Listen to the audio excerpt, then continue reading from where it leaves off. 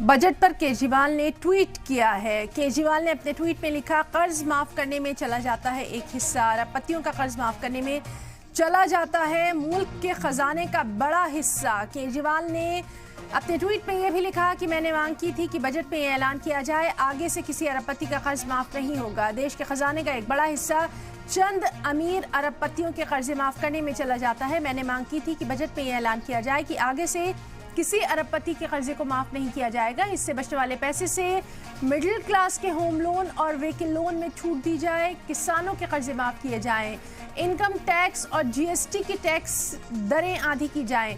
केजरीवाल ने यह भी लिखा कि मुझे दुख है कि ये नहीं किया गया।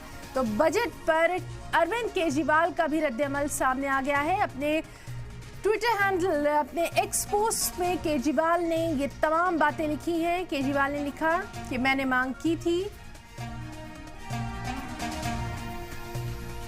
बजट पर केजरीवाल ने ये ट्वीट किया है, मैंने मांग की थी कि बजट में अरबपतियों के कर्जे माफ नहीं किए जाएंगे, इसका ऐलान किया जाए। साथ ही साथ मिडिल क्लास के होम लोन और व्हीकल लोन को माफ किया जाए।